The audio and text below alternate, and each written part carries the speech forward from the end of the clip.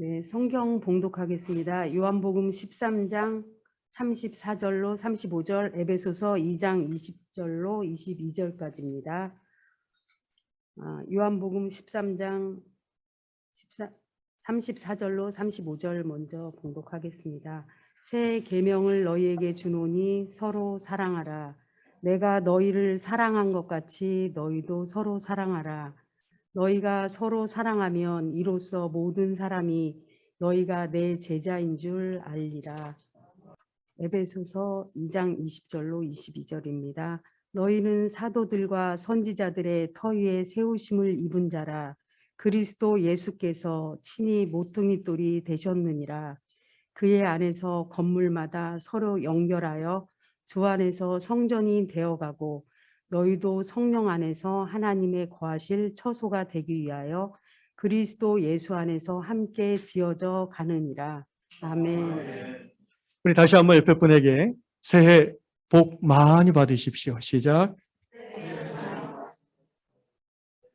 주보를 보시면 2022년 유향 비전 그리고 표 그리고 실천 지침들을 새로 기록했습니다. 비전은 작년과 동일합니다. 비전은 웬만하면 바뀌지 않습니다. 비전을 이루는 말씀은 바꿨습니다. 오늘 본문 말씀입니다. 우리 비전을 함께 같이 읽어보겠습니다. 시작. 세상 가운데 하나님을 드러내는 교회. 이 비전을 이루기 위한 실천 말씀이 요한복음 13장 34절로 35절입니다. 오늘은 이 말씀을 중심으로 우리 유한 공동체가 어떻게 하면 세상 속에서 하나님을 보이는 교회가 될 수 있을지, 그리고 어떻게 하면 우리가 예수님을 따라 살 수 있는지를 나눠보겠습니다. 유향표도 같이 한번 읽겠습니다. 시작. 제자 훈련과 공동체 사귐을 통해 서로 사랑함으로 하나 되는 유향 공동체. 그 1, 2, 3번 표를 읽겠습니다. 시작. 공동체 예배 가운데 하나 되기, 말씀 훈련을 통해 성숙해 가기, 서로 섬김으로 종노릇하기.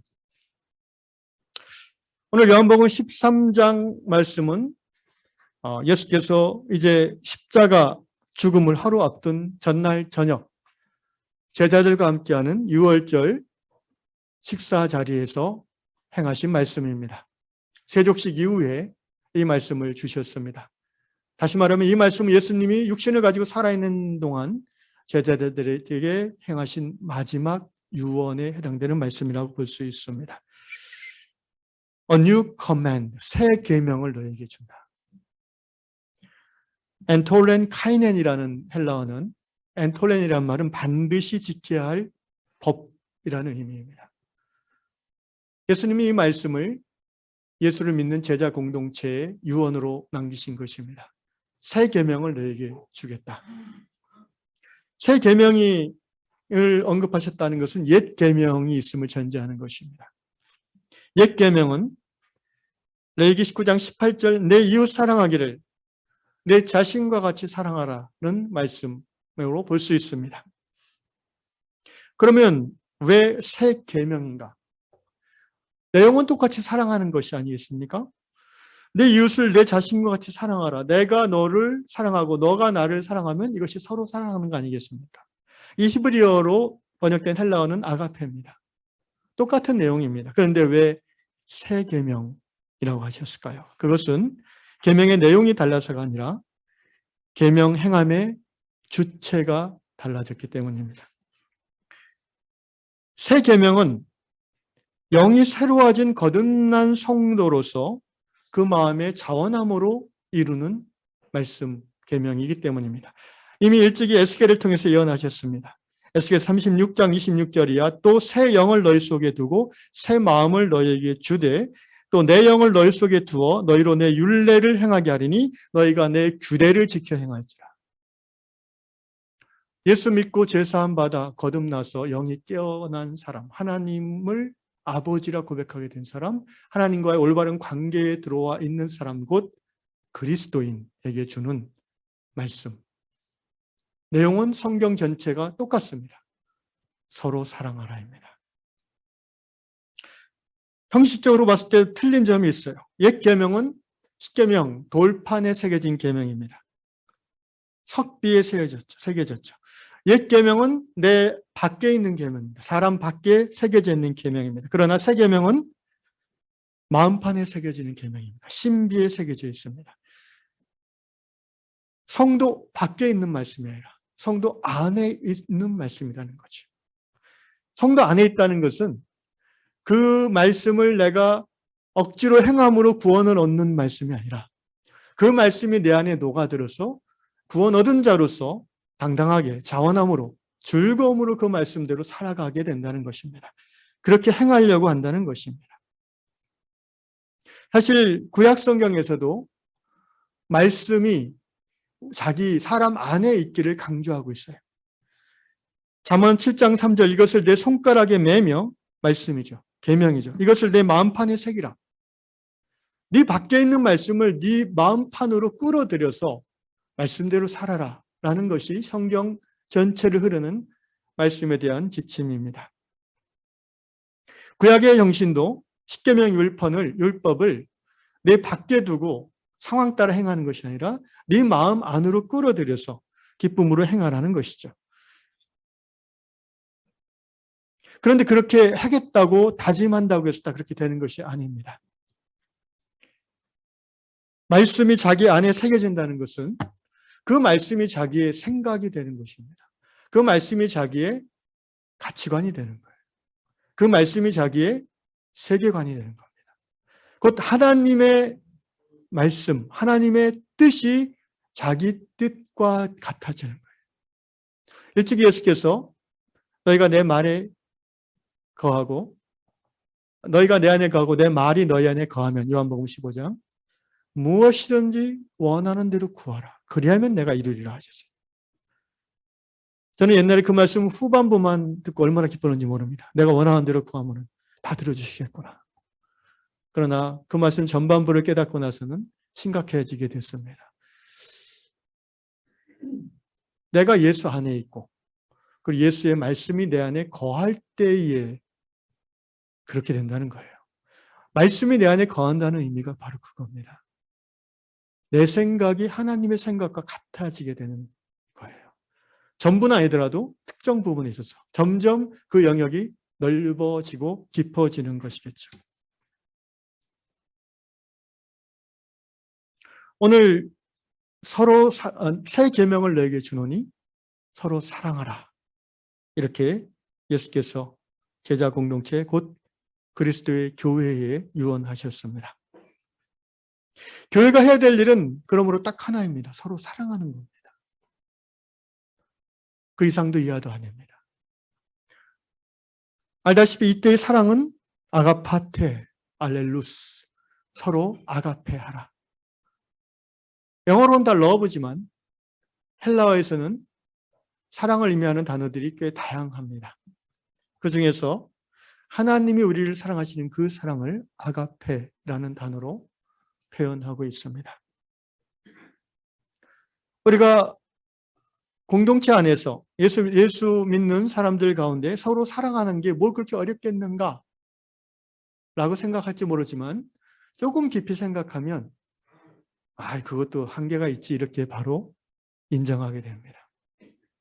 왜냐하면 예수는 믿고 구원은 받았지만 서로 다 다르기 때문에 생각이 다르고 가치관이 다르고 세계관이 달라요. 그래서 속을 보이지 않는 선에서는 사랑하는 척하기는 어렵지 않지만 조금 한 단계 깊이 들어가면 뭔가 같이 교회를 한다든지 또 뭔가 어떤 주제에 대해서 깊이 있게 토론을 한다든지 하게 되면 금방 드러나요. 저 사람은 나랑 달라. 근데 여러분 거기에서 끝나면은 사랑할 만한데 우리가 죄인인지라 저 사람은 나랑 달라 한 다음에 바로 어떤 생각이 듭니까? 제가 틀렸네. 내가 맞아. 쟤는 안 되겠네. 이렇게 판단하게 된다. 이게 사랑하기 어려운 이유입니다. 근본적으로 우리가 죄인이기 때문에 서로 사랑한다는 것이 자연인으로서는 불가능한 것입니다. 그래서 예수께서 우리에게 서로 사랑하라라고 유언하신 거예요. 그리고 친히 모범을 보이셨습니다. 아가페의 모범을 보이셨어요. 하나님을 사랑하는 그 아가페 사랑으로 예수님은 제자 공동체의 한 사람 한 사람을 사랑하셨습니다. 예수님도 하나님을 사랑하고, 아니 먼저 아버지 하나님부터 사랑받았기 때문에 제자 사람들을 사랑할 수 있었습니다. 그러므로 우리도 동일한 원리를 따를 수 있어요. 자연인인 내 안에는 아가페 사랑이 없어요. 우리는 필로스 사랑은 돼요. 필로스란 뭐예요? 우정이죠. 우리는 에로스 사랑도 가능해요. 왜? 매력을 느끼니까. 부모 자식 간의 사랑도 가능합니다. 그런데 여러분, 아가페와 그 외의 사랑의 특징, 다른 점은 뭔지 아십니까? 아가페를 제외한 다른 모든 사랑들은 조건적인 사랑이라. 내 자식이니까 뭐 저절로 사랑이 나오는 거죠. 내 부모니까 저절로 아끼고 위하는 거죠. 내 친구니까 사랑하는 거고요. 내 아내, 내 남편이니까 사랑하는 거예요. 우리 교회 성도니까 조금 사랑하는 척 할 수 있는 거예요. 아가페는 그런 사랑하고 근원적으로 차원이 다른 거예요.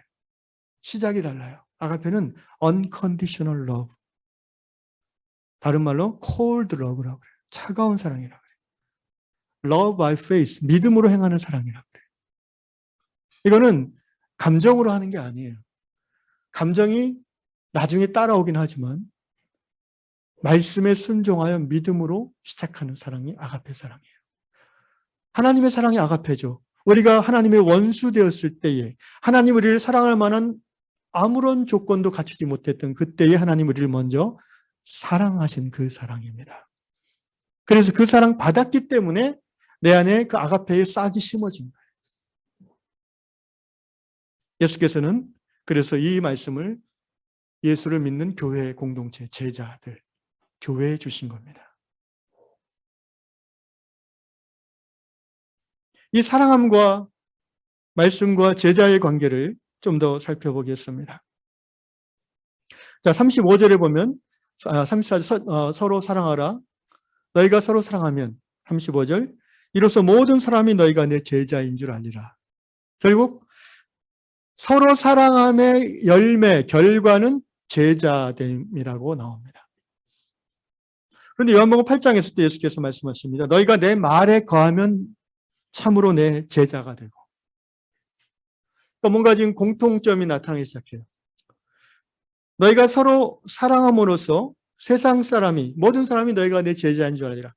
여러분, 교회 밖의 사람들이 우리가 예수 믿고 예수 진실하게 믿는 제자인 것을 알게 될 정도면 이미 교회 안에 있는 우리는 제자가 어느 정도 되어진 사람이라는 거예요. 그런데 예수께서 요한복음 8장에서는 너희가 내 말에 거하면 참으로 내 제자가 될 거라고 그랬어요. 결국 제자가 되는 비결은 말씀 안에 거하는 것이라고 우리는 결론 지을 수 있습니다. 말씀 안에 거하는 것. If you hold to my teaching 이라고 NIV에서는 번역했어요. My teaching, 예수의 가르침에 우리가 꼭 붙잡고 살면, hold to, 붙잡고. 어떤 번역에서는 dwell 이라고, 집 짓고 살고 이렇게. 그러니까 말씀을 내 안에 새길 뿐 아니라 그 말씀을 삶의 모든 순간순간 붙잡고, 붙잡는다는 뭡니까? 그 말씀이 내 말과 행동과 생각의 기준이 되는 거죠. 그러면 예수 제자라 칭할 수 있다고 합니다. 그리고 점점 말씀에 거할수록 진리를, 곧 예수님을, 하나님의 진리를 깨닫게 될 것이고요. 그 진리를 깨닫는 순간 미망과 거짓에 붙잡혀 있던 우리의 마음들이 풀어지면서 자유롭게 하리라. 진리가 너희를 자유롭게 하리라. 그렇게 말씀하셨어요. 또 마태복음 28장 19절에 예수께서 말씀하신 너희는 가서 모든 민족으로 제자를 삼아 아버지 아들과 성령의 이름으로 세례를 주고 내가 너에게 분부한 모든 것을 가르쳐 내 가르침을 가르쳐 지키게 하라. 제자 된다는 말씀이죠. 여러분 예수님의 제자가 되는 것이 서로 사랑함의 열매일진데 우리가 공동체 안에서 말씀에 거하기를 힘써야 될 줄로 믿습니다.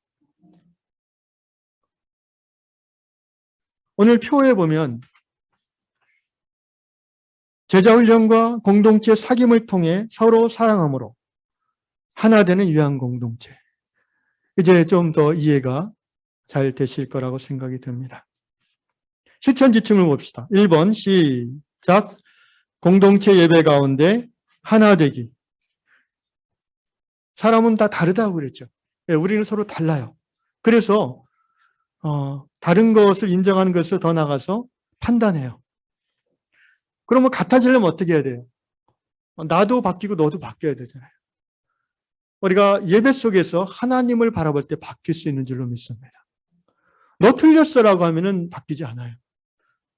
그러나 하나님의 말씀, 하나님의 임재 안에서 성령이 깨닫게 하시면 바뀌는 줄로 합니다.